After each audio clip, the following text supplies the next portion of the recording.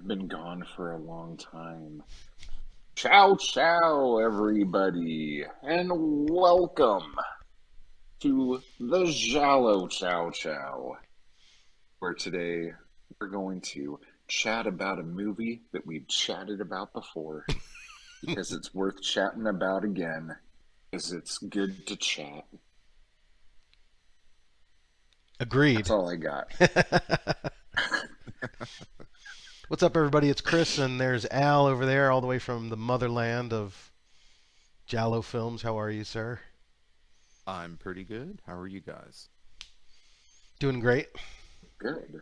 It's so amazing that he's in Italy. isn't it, though? He sounds so clear and looks so clear. And it's free and it's video. And in the 70s, this would have been impossible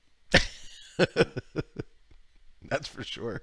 for any amount of money. Yeah. So, Trying to remember. oh, Oh, good. go ahead. No, I was going to say, Matt, it's been a long time since we've seen or heard from you. So, it Yeah. I would love to know what you've been up to lately, and so would the listeners, viewers. I neck and shit.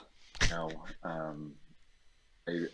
I'm working on a series for my Black Star Canyon books right now.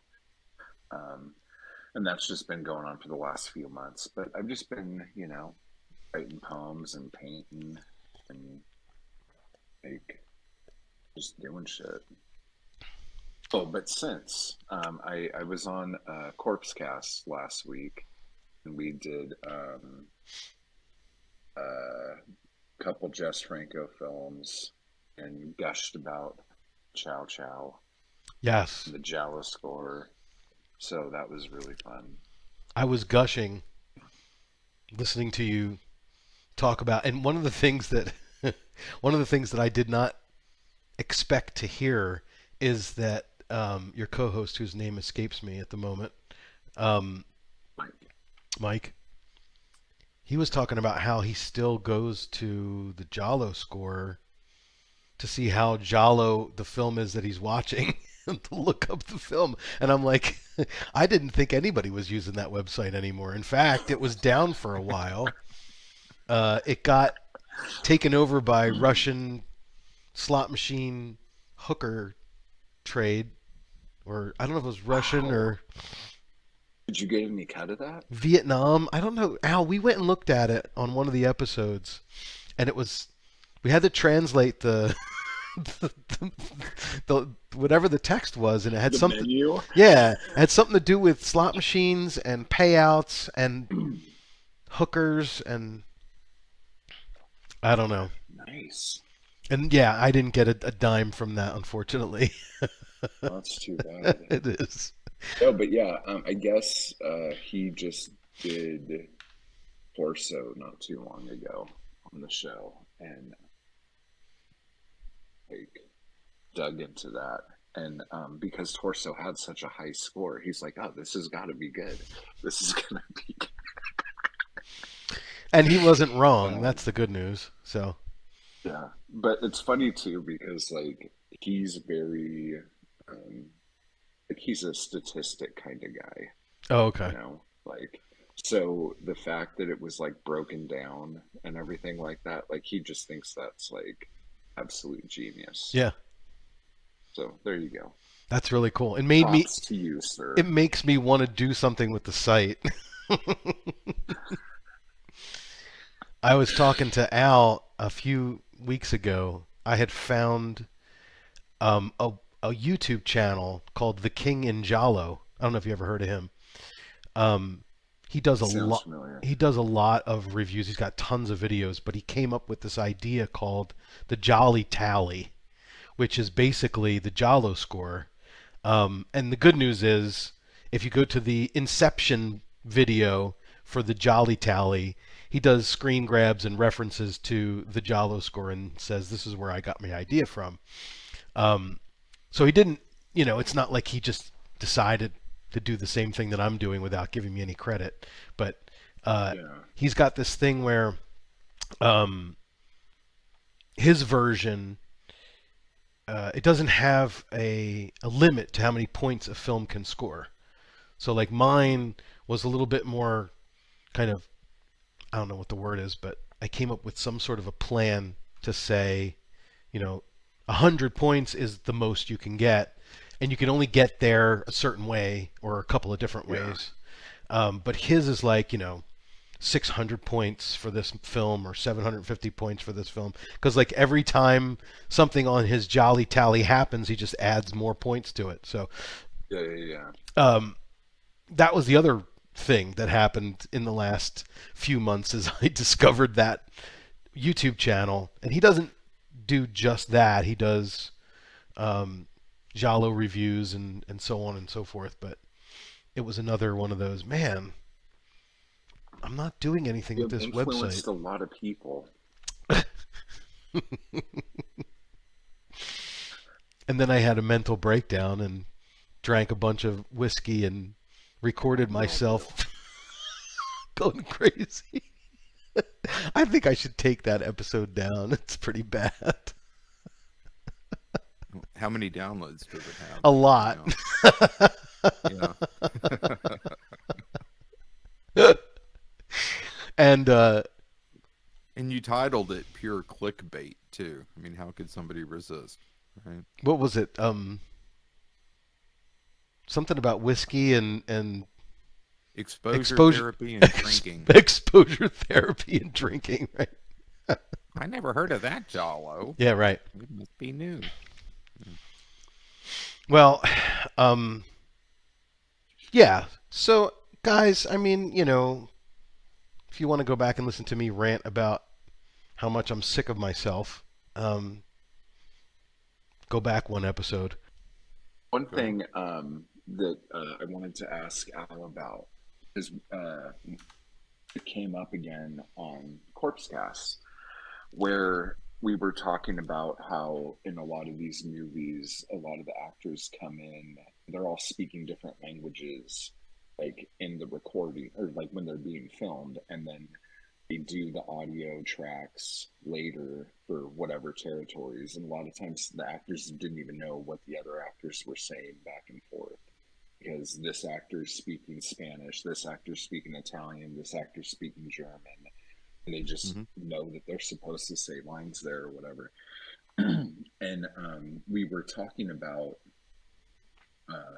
how a lot of times the people who would do the lines would just be having fun in the studio and just almost like make shit up sometimes, like just like make little jokes and shit that look like it would fit the mannerisms and the stuff Right. that the people were saying.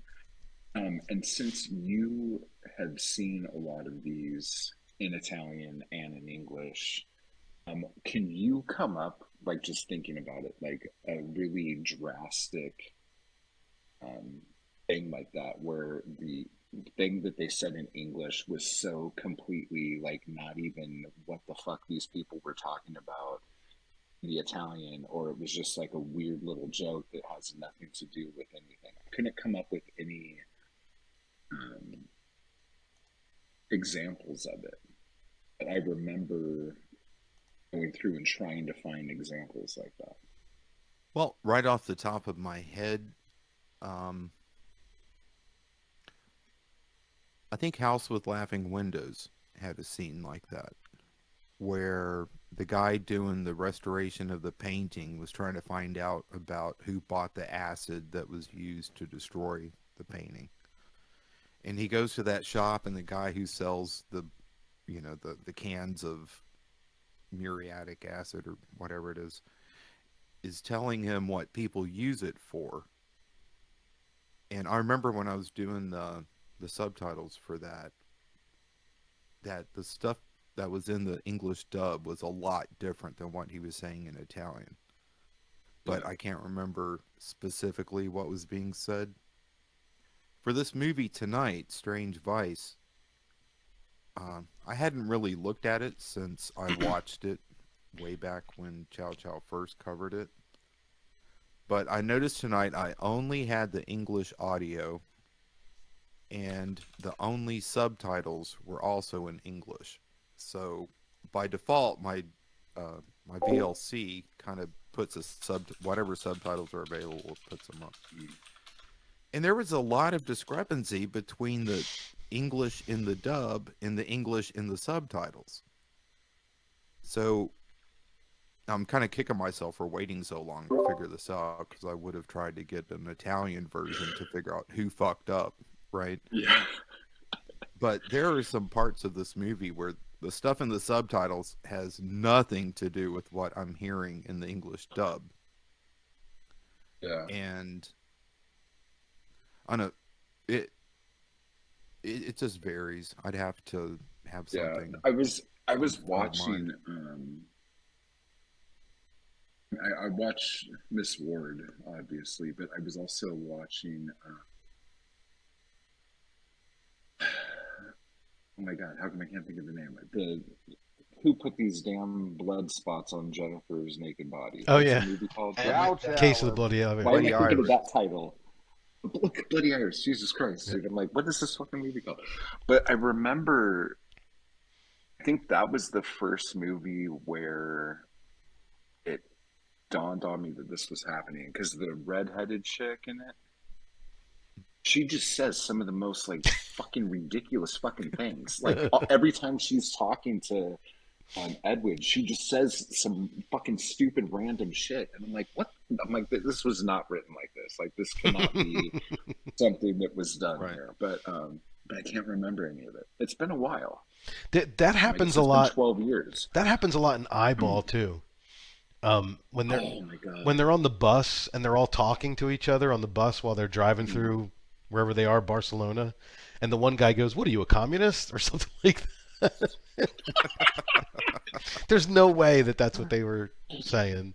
Oh my god, that's so good. Cheers, everybody.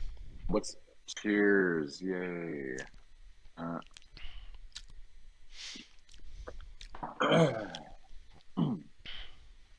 She's dressed in Giallo. She says, "Hello, come sit next to me, you fine fellow." Yeah. Al, what do you got? You got the classic J&B bottle. I love it. Oh my god. Yeah. That's awesome. I And- bought this like a year ago, thinking to do the podcast, so I loosen up and get over my bad self a little bit. I'd take a shot. But I had it in my closet, so the cat doesn't find it. And I forget it's in there. So How how available is J&B in Italy? this is at the supermarket. So you could find it anywhere. It's still very popular there. Well, popular enough. This is let me see. Oh, shit. It's not very good, right? I mean, I've never had it, so I'm not. You haven't had it? It's very well. It's like well. is it peaty? Because I know Scotch has got that peaty taste. I don't know what peat tastes like. Never done it. There's J&B in this movie tonight. Oh yeah. There sure is. There's a scene where you see 2 bottles of J&B, so they should get double points on the score for that. Yeah, well, it doesn't. It's not cumulative. I'm not the king in Giallo. It doesn't work like that, damn it. You should tell the king in Giallo about that one. How many J&B bottles can you spot? I think if you spot 5 J&B bottles, you get a bonus one for free. It's like an extra point. Like in It's like those 6 packs of wine you get at the grocery store. If you can fill this thing up, we'll knock $2 off of your damn total. well, like in Strip Nude for Your Killer, didn't they have cases of J&B in that one scene, like boxes of it? Yeah. A good movie. I'm going on record, by the way, because if anybody goes back and listens to the old episodes of Chow Chow, they'll hear me taking a shit on Strip Nude for Your Killer, and Yeah, you hated I was so wrong about that, dude. I was so wrong about that movie. It's such a great fucking movie. I don't know what was wrong with me back then. I think I was taking myself way too seriously. Yeah, but if it makes you feel worse, I still don't like Four Flies or like, That's okay. yeah, Four Flies isn't everybody's cup of tea. yeah. And is it partly because of Mimsy Farmer that you don't like the movie? Because she's not really in it that much. Argento just has this thing. It seems like where like he, and this is like me psychoanalyzing him, where he likes his women to be planks of wood with no fucking personality or anything. And like the least amount of anything they can give, the better. Yeah. And I mean that just shows more about him and kind of what he either thinks of women or what he looks for in a woman. Yeah. Um, but that's me. Like I probably shouldn't. I'm not a practicing sexual psychologist right now. Well, you have a But good point, though, because if you look at any of his films, I mean, okay, take the first Giallo with Susie Kendall. I mean, she's definitely not unattractive compared to the leading lady in Cat o' Nine Tails, the leading lady in Four yeah, Flies, the leading lady in Deep Red. Um, she's attractive in spades compared to the rest of them.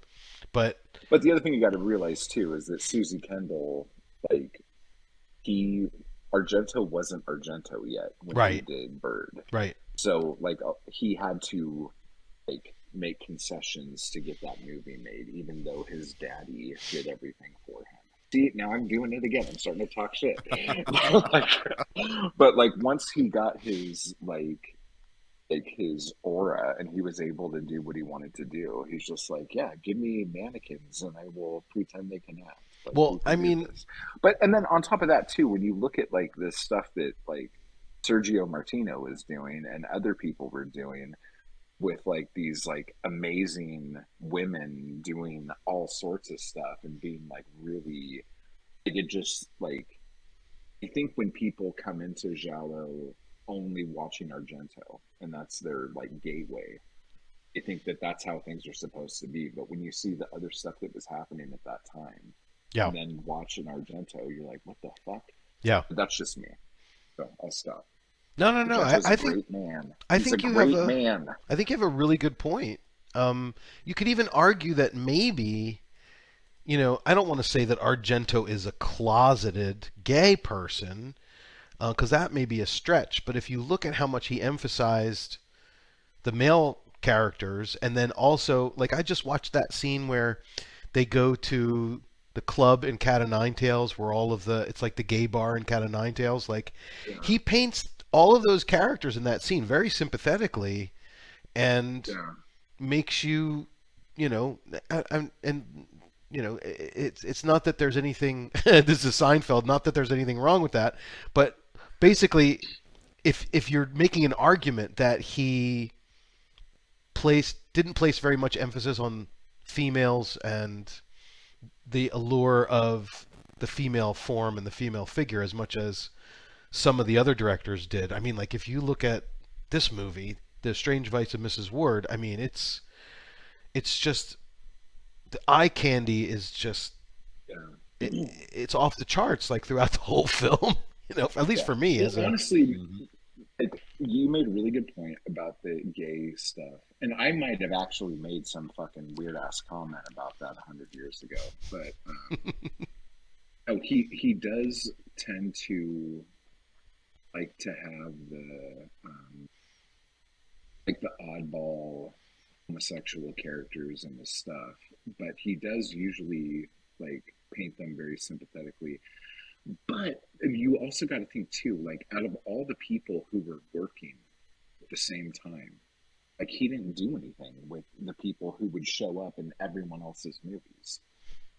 You know what I'm saying? And I wonder what the beef was like. What kind of beef was there? Where people are like, yeah, I don't want to work with that guy. He's fucking weird. mm. Like, Hmm. How Well, come yeah, no one's written a book about all of the like crazy like mob ties and like shit like where people don't like people and there's such like a missing link in film history yeah. over this stuff, hmm you know? God damn it. Well, it's an interesting God, it was point so good. because he didn't work with any of the same actors from one film to the next. And even, he used Ennio Morricone for his first three films, and then when he got to Deep Red, they had a falling out, and he ended up taking Goblin in to do the next film. So, like it doesn't. If you look at Sergio Martino, George Hilton and Edwidge Fenech and even Ivan Razumov, like those guys were in all of Oh his movies. god. So they must have Yeah. liked And working with even him. all the weird little background characters, hmm you know, like Hmm. they always would end up coming around. Oh my goodness. Anyway, so yeah. Al, do you have anything to add to Chris calling Argento homosexual?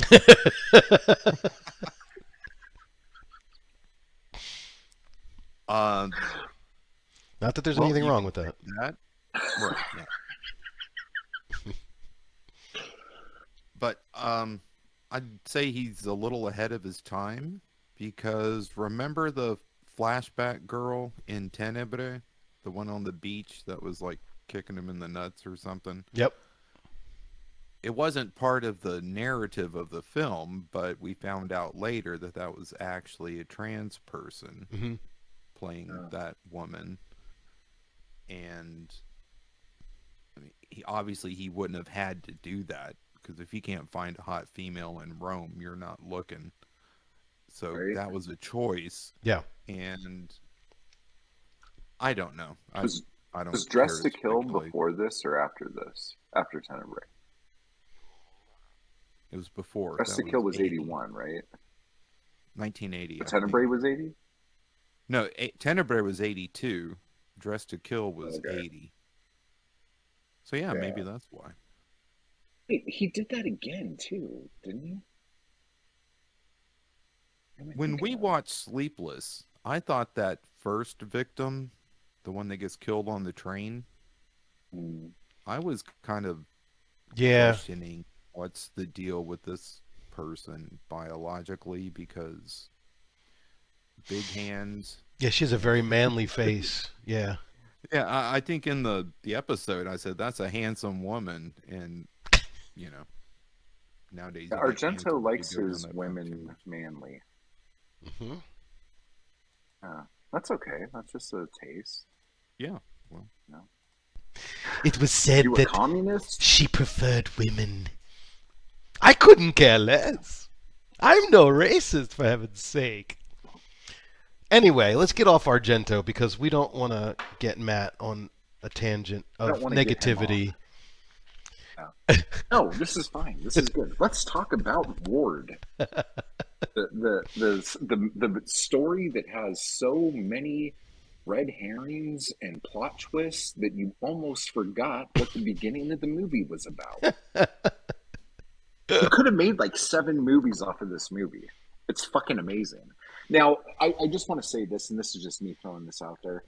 This is what, episode 113. If you haven't seen this movie yet, you're fucked. We're going to spoil everything for you because there's no way to talk about this movie without trying to connect all the dots while you're talking about it. Right, Just people watch movies before you listen to podcasts. Who the fuck are you? Who does that? right. Just watch the fucking movie. The podcast will still be here. You can come back and play it you whenever you can, want. And we live in the future now. You can watch movies anywhere. right. hmm Yeah, my coffee's kicking in. Well, and just in case you didn't know, we covered this on episode 47. That was when we I can't did. believe it took that long. Me too. Me too Because I because. remember saying I didn't want to watch it because that was the last Edwidge one I hadn't seen, Mhm.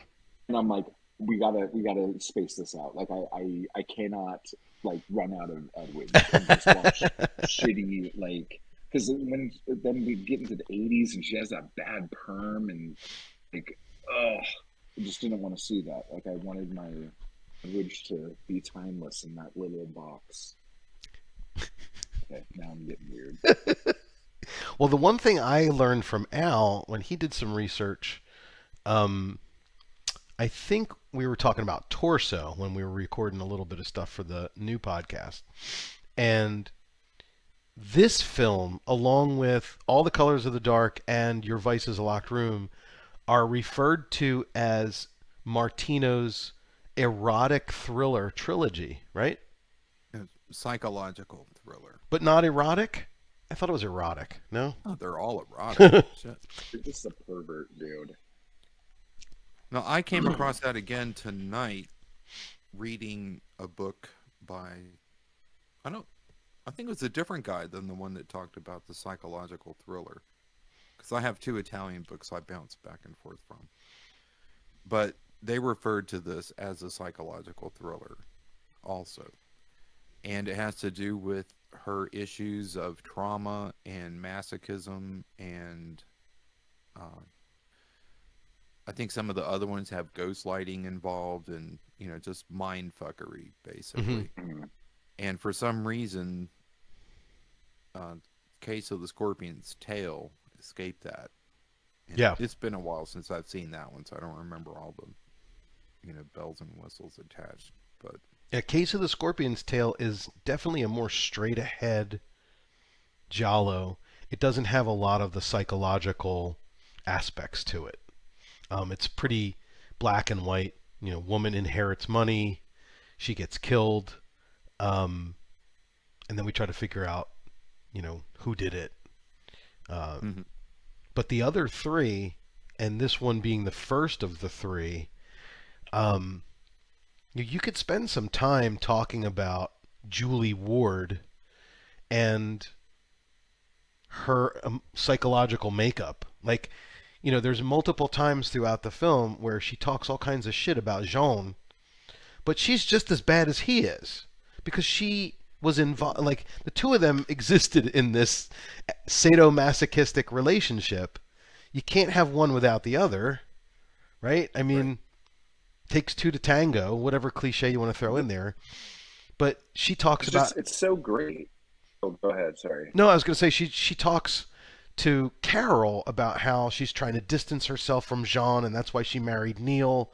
And then anytime like Neil is there, she talks about Jean and how much of a scoundrel he is, or how much of a crazy person he is. But he's basically like, look, you and I have the same problem, and I'm going to continue to send you flowers and tell you and remind you how much you enjoy this vice of ours together, because it's going to be much harder for you to go out and find somebody else to do this wine bottle smashing, rain Yeah. slapping, scene. So like, but I guess maybe, do we think that maybe Julie wants to move on? Do you think that she's regretting this, or Well, she's it's kind of like any addiction, probably. Like when you're doing it, you like it, and then afterwards you're ashamed and embarrassed and you don't want to do it anymore. I think my question more this time watching it was like, how far in advance was this whole thing planned? Like, I know we're oh like going the cart before the horse now, but like, did Neil only get with her so he could do the insurance policy hmm. so they could do this thing? Like, was he in cahoots with the other two guys from fucking before he even started dating her? Like this, like just oh my gosh! And again, like we're getting really into it now, but like I almost think like deconstructing it backwards is like the only way to like make sense of this. But it's like the plot in this, because like the whole thing, like with her like strange advice, has nothing to do with the story. The biggest red herring in the movie is the actual killer who's killing people. Right. Like it's just like everything is so backwards. And like, was this based on any kind of book, or was this just Yeah, it like was, I think. Because, I mean, Ernesto Gastaldi is one of the people credited with the screenplay, but I think it's based on something else. It shows up in the credits, at least. Al, did you look that up or at all? Or, because I can. Oh, original I didn't see story. anything. Eduardo Manzanos is credited with the original story. Um, but I don't think that necessarily means that it was ever a book. So, but him and The other thing Castaldi I've worked noticed with together. with a lot of these like jolly that are like based on books, it's like there's like one page of something that inspires somebody to create something, and it has absolutely nothing to do with like whatever. It's just like, oh yeah, that was inspiring to me, blah blah blah. Right. But like this thing, this is, I mean, I don't, I'm probably wrong. Bay of Blood had a more convoluted story, but this story is so, it works, it makes sense, but it like doesn't make sense. Like at the very end, There's a like you're couple like, of how the problems with fuck? it. Yeah. Yeah. There's a couple. But Well, it's just like from one point to the next point, it's like, fuck, dude. well, Yeah. I mean, but it's interesting to watch, regardless of whether you have to suspend disbelief in the narrative or not. But um, Al and I were talking about this before. There's a quote by Castaldi where I guess he was asked, what is a giallo? What makes up a giallo? And he said basically the only thing that you need is some sort of an event that can't be explained initially, but then is eventually explained with logic. In other words, if you have to throw something in there to explain it that is beyond logic, then it doesn't qualify as a giallo film. But what Al and I were talking about when we were talking about this was, I think it's it's more for the characters in the world of the film. That's where the logic applies, not for the viewer.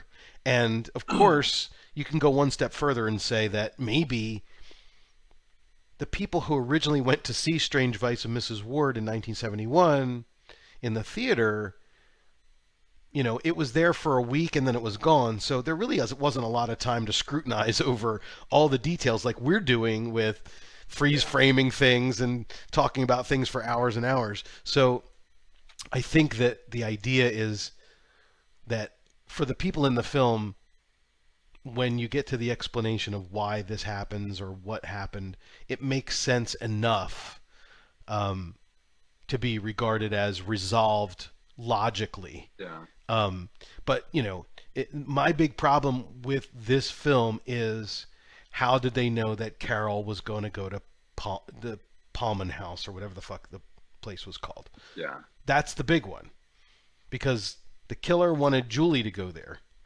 and we don't really know who called Julie to tell her to go to that place and bring the 20,000 shillings. Yeah. It was blackmailer. We don't know if it was Jean, and we don't know if it was Neil. We don't know if it was George. Um, Well, Neil was the one who killed her, right? In the park. I don't know. I think I think they said Neil did it, and that's why it was as sloppy as it was. That was like his.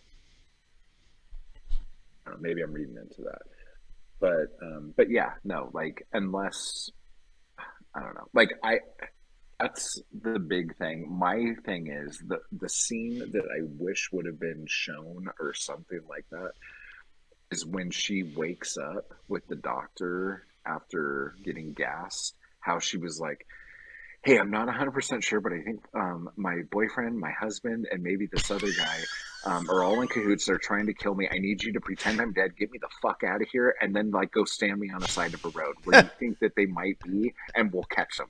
Like, oh, that sounds like a great plan. And then we can, like, run off together and have sex, right? And she's like, yeah, yeah, yeah, sure. Let's do that. Like, that bit, like, is not in the movie. It's And it's not. just like, As long as you throw broken glass on me every once in a while, I'll go off. I'll go away with you. not for real. Well, I don't Um, necessarily believe that, and I don't know how serious you're being, but I don't know how much she was really aware of what was going on. I think maybe the way that they, I think the way that they explained it at the end was that the guy who was the police inspector who was trying to solve the razor killer in Vienna, he was trying to solve that crime. Um, uh, they somehow or another were in touch with the people in Spain when Julie was taken in, and like I don't know who decided to hide the fact that she was still alive from Neil and George. Like that's the question. Like who figured it Yeah. out? Do you think Julie figured it They out? needed to. Well, because the detective guy said something about like, hey, if it wasn't for this one coroner realizing that something wasn't the same on something, we never would have known. And Right. that's the logic explanation. That's the like, oh, okay, that makes sense. That checks out. Oh my god. Like I remember the first time I watched this, I was like, this is the fucking movie that never ends. It just keeps going. And now they're just like playing around, laughing, driving in a car, like, ooh, this is so much fun. I'm like, Jesus fucking Christ, just end already, you know? But yeah, no, it's brilliant, and I think it gets better each time you watch it, especially when you know everything that's happening. You're trying to do the math and try to make everything add up. But it's just so funny how different the last half hour of the movie is compared to the first half hour. Right. It's like completely different vibe and feel and the whole thing. I Well, remember the first time I watched it too, when the flight attendant killed the fucking killer. yeah. I was like, what the fuck is Now happening what? right now? Yeah. I'm like, she's totally insignificant. I've never seen this guy before, I don't think, although he looks really familiar. But like, Well, I was so confused. yeah. Well, I mean, when I saw that scene, however many years ago it was, I was familiar with the fact that the killer is never really revealed until the end. And so now that it's not the end and we see the full face shot of this guy, there's something wrong here. Something is going on. Because this is clearly the killer that we've been following in the beginning. The guy who was driving the car into the red light district, who picks up the hooker near the airport, and the guy who kills. Uh-oh, we lost. We lost Matt. There he goes. The guy who kills the woman with the paper Mm-hmm. um the The paper paper dress. dress. Yeah. Yeah. Hey, you're back. Are you back? You guys hear me okay? No, you sound like you're in a tin I can. can't hear you.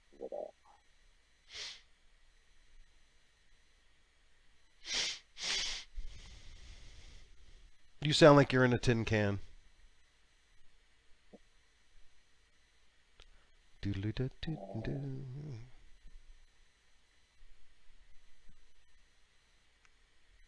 You're muted. It shows you're muted. I don't know if you can hear me.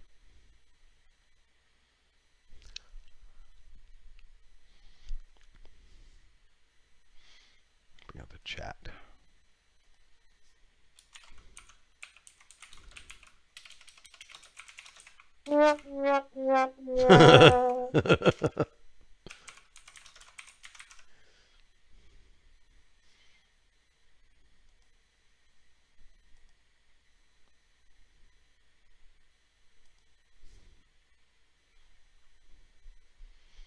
You're still there, right, Al? Yeah.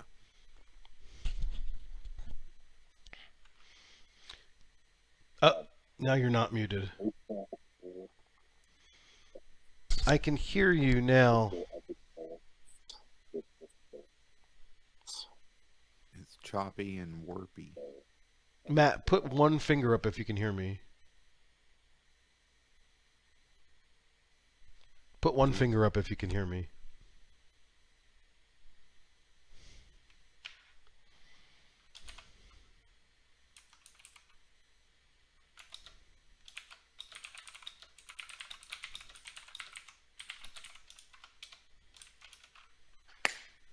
Oh, that's Are you there? there you go. You're back. There Okay. he is. All right. Yeah, it was weird. You went.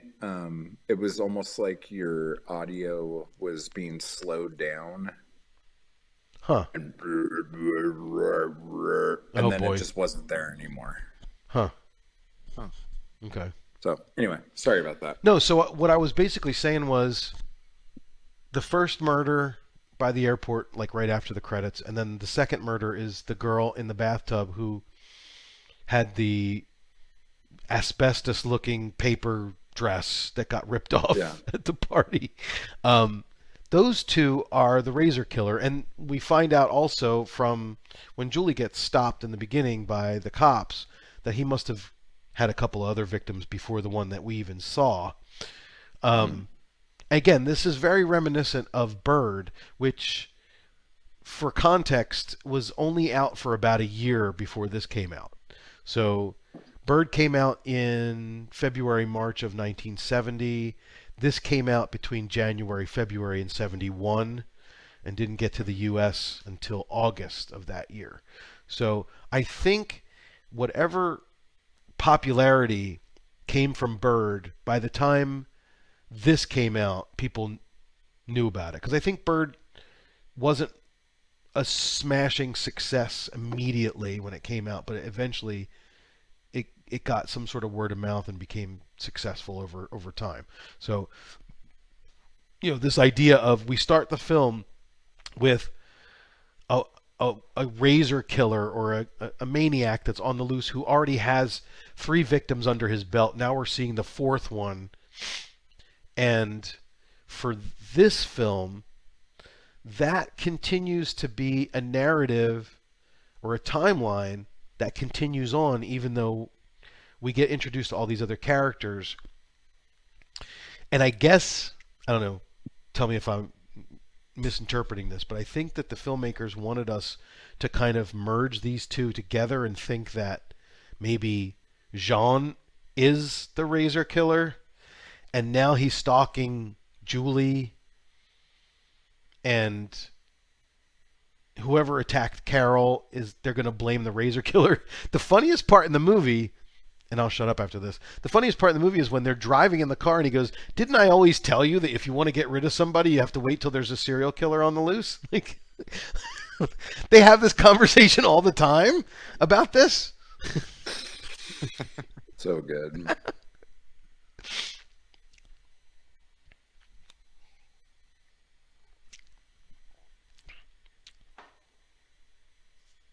It's just like the whole idea of her, and I mean, they do a great. I mean, I know the movie was titled a bunch of different things in a bunch of different places, but the whole idea of making this be about her weird sexual predilection or whatever as a red herring, but kind of not, but kind of sort of yes, was it's really good storytelling. Yeah. Like it just makes like as soon as you say, "Oh, the strange vice of Miss Wardh," like, "Oh, this is going to play into this," and it's like, no, it's like the hefty insurance policy of Miss Wardh. Like it's like what like the thing should be, and then also and again, this is probably more of a cultural thing than anything. The Because here it's kind of frowned upon to want to fuck your cousin, and in this movie it seems like, oh well, yeah, we might, like, hell, I would, Well, they had just didn't they just meet like for the first time in the beginning of this scene? Yeah. So like the idea here is that George lives in Australia and he found out through some lawyer who contacted him that his Uncle John actually died and left him money and also left money to another family member named Carol who lives in Vienna. So he went to Vienna and with the purpose of, I guess, meeting Carol, or maybe with the purpose of saying, "Hey, let me kill Carol so that I can get." I mean, ultimately, that's what he wants: is that for Carol, if Carol gets killed, then he gets all the inheritance and not he doesn't have to split it with her. Yeah. But when they introduce George in the party scene at Carol's house, she's kind of all over him, like, hey, he's kind of a distant cousin, but man, look how gorgeous he is. And then she introduces him to Julie, and then that's kind of the end of it. But But Well, that's where he had to have been. I would think he would have had to been involved with Neil prior ahead to of time, this to even hatch this plan. That's like strangers on a train. Like, you kill Carol, and I'll right, make sure your wife's dead, and then I could get my inheritance, and you can get your insurance money, right. and we'll use this other guy for whatever fucking reason. Like, I don't know. It's just like it's so What were you gonna say, Al? angled. Well, that sounds like a low-key subliminal nod to Hitchcock on top of the other one that we Right. get Yeah. in this film. But I was going to say the idea that anybody's uncle would leave them part of an inheritance unless they just didn't have kids of their own. And that would also go over to a distant cousin. In my experience here in this country, that's pure bullshit. I've had great uncles drop like flies. Nobody in my family branch has gotten shit. Okay. So good luck. Yeah. But the thing is, so after that scene in the party, and then they have the wrestling match, which is fantastic in every way. And then Jean shows up, and Julia's like, "Why did you invite Jean?" Like they all know each other already before Yeah. the movie takes place. So then Julie leaves, and Jean, comes out and follows her, and then Neil shows up, and um, then there's another flashback scene. But the next day, Carol and Julie go shopping. And while that's happening, George goes to Julie and Neil's apartment. Because when they get back to Julie and Neil's apartment, he's there. And he says Yeah. something like, "Oh, I wanted to talk to your husband about something." I forget what he says. Finances or some something. shit. So maybe if they didn't know each other prior to meeting Julie at the party, maybe George at this point was like, it's so hard to draw a picture of what you didn't see in the film. Like Yeah. it's so hard to make these assumptions, but you have to suspend disbelief. I mean, did they know? Did George and Neil know each other? That's the big question. Before the movie started, did And they, was How about Neil the maid already? letting... Oh, go ahead. No, no, continue. I was going to say, how about the maid letting a stranger in to wait in the living room when nobody else is home? That would have been her last fucking day at my house. Here's the thing too, because like if she was there when he was meeting with Neil before they got back from shopping, didn't she hear the whole fucking plan anyway? Like, what a bitch. right? Like, Yeah, the maid was in on it. yeah. She knows what side of bread gets buttered. I can't remember that saying. Yeah, I'd butter that bread. I can't remember what other movie was this apartment in. Oh, the Red Queen kills 7 times. Oh my god. It's Memory on you, dude. But it looks so much better in this film because they show a lot more. They show that couch and Yeah. that coffee table with the circular platter with all the bottles in it, and those weird. Oh man, I love that apartment.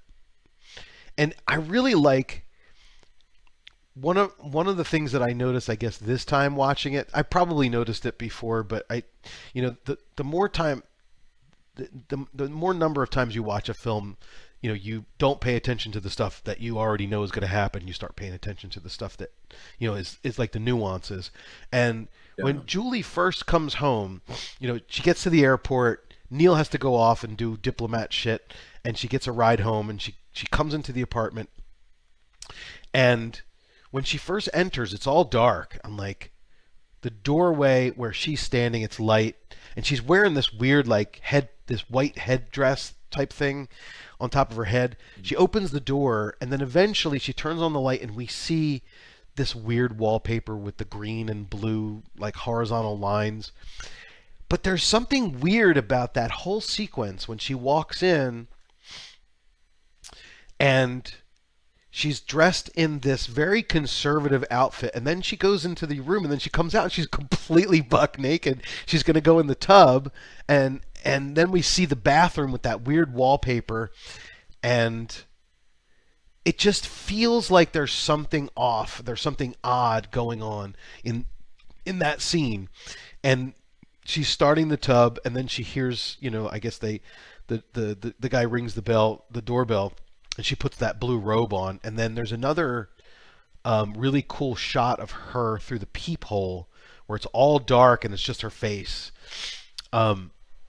And I really enjoyed watching those scenes and the way that they lit those scenes and the way that the camera moved during that spot. It was almost like you felt like there was somebody there that was going to jump out, or that was stalking her, or that was going to do her harm, but there wasn't.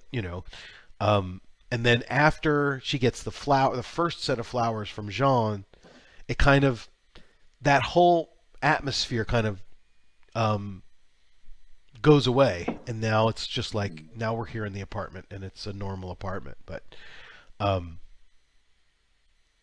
yeah, I love that apartment so much, so cool. Weird doors.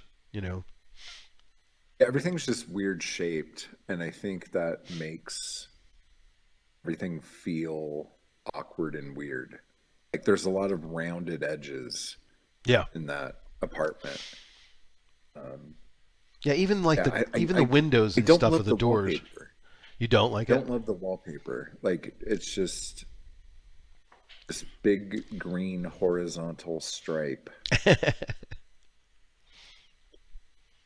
I Yeah, mean, I I don't think know. I It's think that fine. the film in general just is got a lot of visual eye candy. Not just Yeah, the females that take their clothes off, but I mean that helps. But um, And they're probably losing a few square meters with all those rounded corners yeah, jutting out for into real. the room. I hmm mean, space is valuable, right? And I'm not going to sacrifice 10% of it to make my bedroom look like the middle of a stack of Pringles cans. But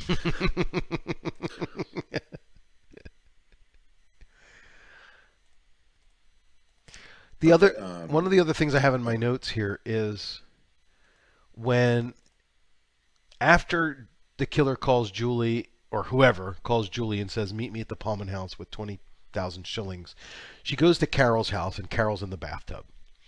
And Carol gets out of the bathtub full of suds Yeah. and just gets oh dressed. yeah, I didn't understand that at all. I mean, it was great. Don't get me wrong. Um,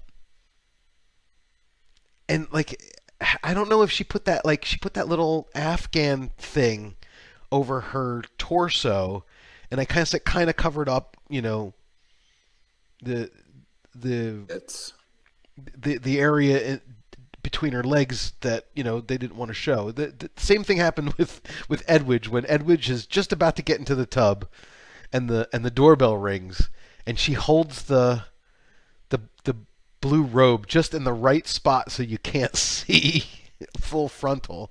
Because eventually Carol goes and gets her underwear out of the oven and takes the thing off, and she's naked, and then she puts her clothes on. But I just didn't understand why she didn't rinse the soap off of the suds off her body. Like, why wouldn't you? Why would you get out of the tub full of bubbles? I don't know. yeah, we would not do that. We would not do that. Is that an Italian thing? That's Al's got to I get don't That think so. Al's that's got to where get Chris is going with it. Al's got to get tired of Whenever something weird happens in a film, we think it's an Italian cultural thing, and so we ask Al, and he's like, "No," or he would say, I don't know, maybe it is, maybe it isn't." Like I remember asking Al about the fact that the faucets for the tub are in the middle of the tub instead of on one end or the other end of the tub, and why is it like that? And Al's like, "I don't know. What are you asking me for? Just because I live here?" I would just break a kneecap on those faucets, man. Yeah. Well, he was like, "Well, Everybody's kneecaps are already broken anyway. yeah, because it's Italy, But right?" obviously, I haven't watched enough Italian women get out of the bathtub, so I should do more of that, so I'm better informed next time. You should. Yeah, I'll get right on that. Well, one of the things That, I wanted to ask you, Matt, was yeah. I wasn't really happy with some of Edwidge's outfits in this film. And I don't know how you feel about them. The one that she wears to No. the party, that like I teal hate thing. the fucking party outfit. Okay. I fucking hate it. Okay, It tries to make her look like a weird countess. Yeah. Yes, like if she's married to a diplomat. Like that would be, I fucking don't know, something she would wear maybe. I hated that. And the stuff she had on when they were in Spain, I think that's where they were, right? They were in Spain. Yeah. Yeah. That grew on me. I used to not like it. Well, I'm a big fan of anything that's like. Well, first of all, from a purely fashion standpoint, the first outfit that she wears when we see her on the escalator is really good. I like that one, but it's very conservative. She's very wrapped up. She's got a long coat, long pants, and her head is even wrapped up. And by the time we get to the end of the movie, she's wearing that little black thing that only comes really down to mid thigh, and so like I enjoy seeing her legs in the outfits, but definitely the blue outfit. There was a couple of other ones that I didn't like either. She wears her outfits are way better in like Case of the Scorpion. No. Case of the Bloody Iris. Yeah. And even the way she dresses in Your Vice is a Locked Room. She's got the pixie cut, and in what's the other one where she has the pixie cut? Strip Nude for Your Killer. Strip nude. Yeah. She looks good in those. Like I like the outfits in those movies. Well, like I think a lot of it has to do with like her trying really hard to leave her past behind of her being a perv and like going more conservative and being with this conservative man who is like well-to-do and Right. blah blah blah. Yeah, like there's quite a few little outfits that make her look more like a woman in her mid 40s than like a hot model chick that she is. Right. Definitely.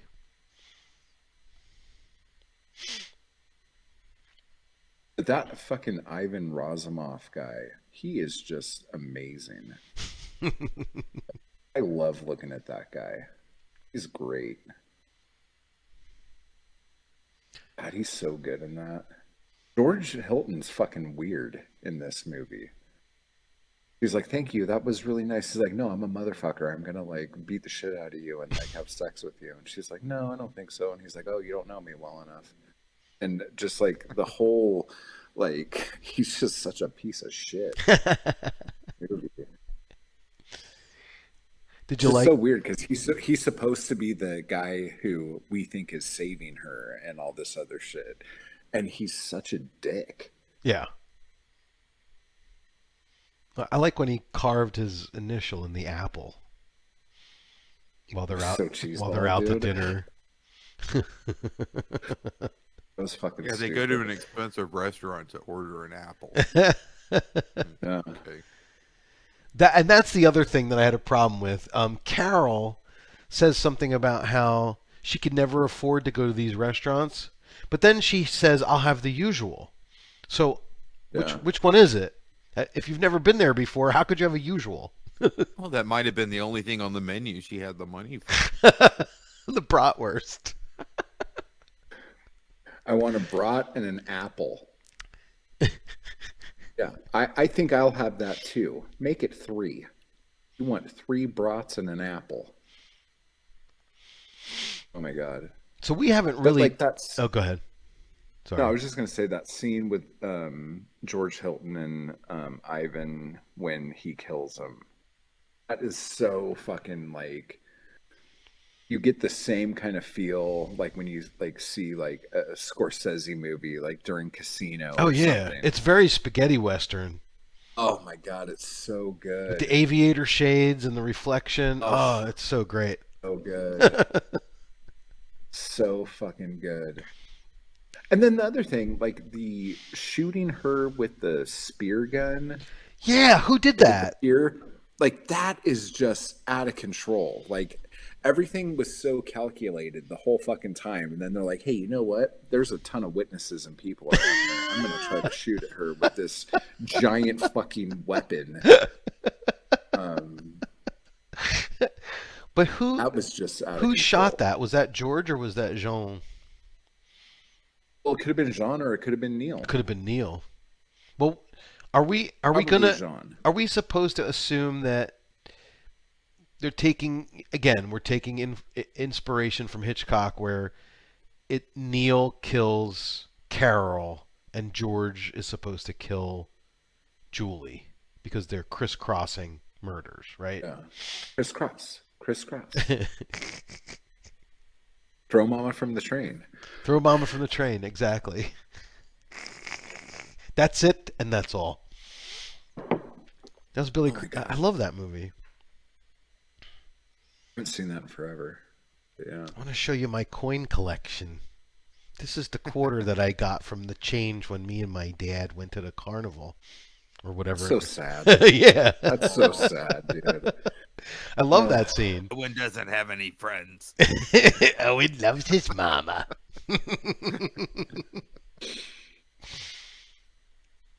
Oh my god. But no, like this movie's crazy. For sure. And, we can't not have this podcast and not talk about. We can't have this podcast and not talk about the scene with Jean in the hermetically sealed kitchen with the ice cube on the lock. I mean, that was so cool. That was like, It was so cool, but then they didn't seal that door. So it's like is she really gonna get I don't know. The ice cube is so fucking good. That's so fucking like it's like a Mission Impossible episode or something. oh my god, it's so good. It's kind of MacGyver, Yeah. maybe. For real. How the fuck did God, like everything that happened after that is so bonkers. Like, did the doctor go, hey, this guy's really suspicious. He just drove all the way to Barcelona to pick me up to come check on his wife that he thinks is dying. This is very suspicious. Like, how the hell was that suspicious for him? I don't get it. I'm trying to think of there was another movie where they thought that somebody had died, but the cops were like, we're going to make it seem like you died so that we can catch the killer. And I'm trying to remember. I mean, I know they did it in Seven Bloodstained Orchids, but I know that was not the inspiration for this because this came first. But I'm trying to think if it was like an older movie, maybe an American movie even, where Well, in Diabolique, they do that. isn't that? With, Yeah, do I they was do gonna- that? Oh, okay. Yeah. That's what I was thinking, but I couldn't remember. Wait, the night Evelyn came out of the grave, was that like that? Or am I just like going crazy? I don't remember that film. I think I've only No. seen it a couple times. I don't remember the details I of don't it. think that's. Yeah. No. Wait. Well, didn't there was a Lindsay movie that did that, right? Like, Well, yeah. Again, Seven Bloodstained Orchids is a Lenzi movie, but you was know, it one of the Carol Bakers? yeah. Like, was it like Knife of Ice or something like that? Did they do something like that? I don't know. all these movies kind of blend together now. I'm having the Yeah. really hard time not talking about Case of the Bloody Iris right now. I'm like, yeah, Yeah. and then that shit about her being married to that guy and the cult, that had nothing to do with this movie. And I'm like, oh yeah, it wasn't in this movie. That's Right. why. Yeah, but they definitely connected the two, I mean, look, I mean, clearly there was a lot of, you know, crossover because Edwidge was married to Luciano Martino, who's the brother of Sergio. Case of the Bloody Iris came out after Strange Vice of Mrs. Wardh and with a different director, but I mean, you can't ignore the similarities. I think Yeah. Ernesto Gastaldi also wrote both of the scripts for both films. Um, so like She's so great in this though, dude. yeah, Like and I'm not trying to just like blow her right now, but like she's fucking like terrified. Like she must be like terrified in hysterics like most days of her life. Like she does this so well. Like she's so like that just look of like fear and dread on her face, like that is almost the entire face in this whole movie for her. right. It's just I don't know, dude. She's so good. Well, especially like the parking garage stalking scene. Mm. And who is that? Is that George, or is that the real killer, or is that the Razor Well, killer? that's two different people, isn't it? Because don't those headlights turn on from two different cars that Yeah. are on? So that kind of gives away that aspect of who is it. You know, it's at least two people. Well, are you supposed to think that maybe the killer is moving back and forth between cars and putting the headlights on different spots, or are we supposed Quickly and silently. quickly and silently? Yeah. Or I don't. she's That's another hysterical. aspect I had a problem with because she's like opening the car door, and I've been in garages like that or parking lots like that where if There's not enough somebody, room. 50 meters away from you opens her car door, you're going to hear it. Hmm. Yeah. She was already in a state of uh, fear. And she gets in the car, and instead of taking the car and getting the fuck out of there, she takes the car to the elevator. I'm like, go ahead and kill her. Please. Fucking But if thin the herd. she didn't do that, they couldn't have done that scene where the glove comes in at the door when the door's about to close at the last second, which was And we're all awesome. familiar with elevators, and we know what happens as soon as you stick your hand between the doors. They open again. Yeah. Yeah. Even in the 70s, they did that. But All right, here's another question. What the fuck is going on with that one picture that was developed from the camera that Neil found at Jean's house? It's a picture of the killer. Yeah. What is what did that have to do with anything? Was it a way of like what is it a picture of? The razor killer? It looks like it. But how did what See, this so is were where they you taking just go ahead. I mean, they made enough of a stink about it, like to say, hey, I found this camera, and there's one shot on here. I'm going to get it developed, and then Neil says, I found this picture. Here's the picture of the killer, and they wanted to make Julie think that it was Jean. Like, but why would he take a picture of himself? I don't know. It seemed like a throwaway thing, but it seemed important, and I'm wondering if they wanted to catch the killer, like the real killer, so it would take blame off of them. But then, like, how the hell did Jean find out who the killer was and get a picture of him? right. Right. Oh. So I get the sense, well, they were taking advantage of the fact that there's a razor maniac going around slashing people. that could be a cover for their crimes. Kind of like in Tenebre, when there are killings going on, and then the author takes advantage of it Right. to kind of blur it in with the other killings and not have suspicion. This is a big plot hole, guys. But these chuckle fucks figured out who the killer was enough to take a picture of him before the cops did. Okay, maybe. The only thing that I had on my list to talk about, besides everything that we hit so far, is the music. I thought the music.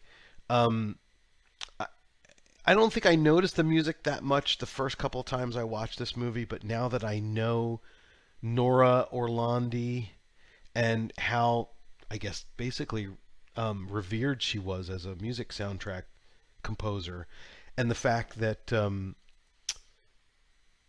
Tarantino used one of the themes from this in Kill Bill, also. Mm-hmm. I paid a little bit more attention to it, and it's really good.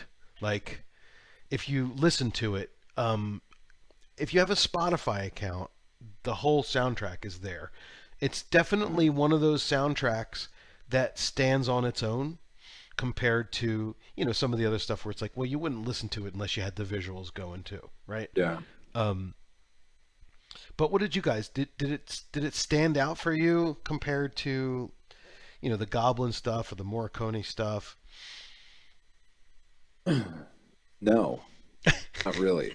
But it's because it plays into the movie. It's not like a super repetitive theme that is just constantly being shoved in your face every 2 seconds and shit's not happening, Yeah. Like it its job is to like be underneath to get you from here to there to change the mood and stuff like that.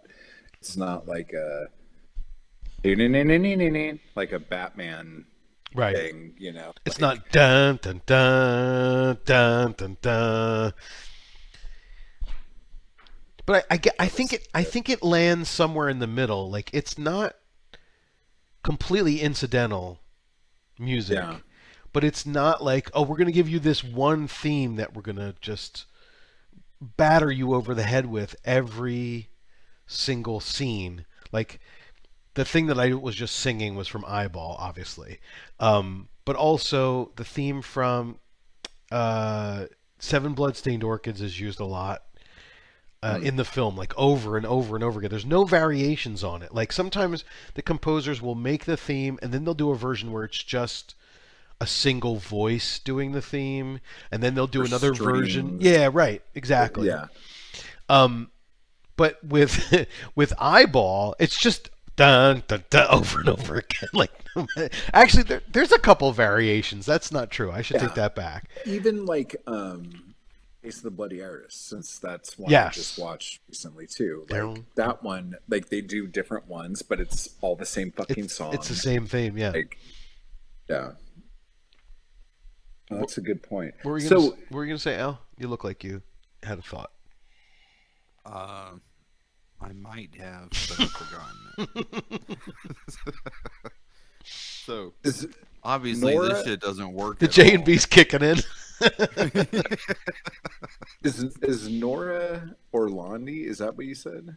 That's the composer for this film. Yeah, she was Not the same as Riz Ortolani. Ortolani. Yeah. Ortolan. Yeah, two different last names. That sounds I used to get familiar. those confused too. I used to Yeah. I used to think they were husband and wife. Riz and Nora. Real quick on the Giallo score, I want to make sure we got everything because this Giallo score was done ages ago. There's no amateur detective in this film, right? We're just kind of watching shit as it happens. Nobody's trying to solve the case, right? I don't think so. I mean, not really. You could say what's her name? Carol? Is trying to no, not really. No. She doesn't do it long enough before she gets killed. Okay. Let's see. I mean, also, here's the other thing. There's flashbacks in the film, But the flashbacks have nothing to do with the revelation of the mystery, right? Like they're basically just flashbacks with Julie getting it on with her sadomasochistic buddy. Yeah. He was one of the killers. But usually the 3 points is awarded when we have a flashback that tells us or that shows us Yeah. how we arrived at this conclusion of the logic. And It's I don't not think like a forgotten memory that's like right. like Oh, Argento does. yeah. Right. That Italian painting location. was a mirror. It wasn't a painting. It was a reflection. Shh! Don't say anything. That's basically the rosebud of Giallo films, like. Yeah. All right. Let's see. I never saw a city map. That's a new one. Like when the police commissioner is at his desk and behind him there's a big map of the city. Yeah. That's a point. But I didn't see that in this one. Did anybody die from falling? I don't think so. Okay. Yeah. Car crash. They flew off a cliff.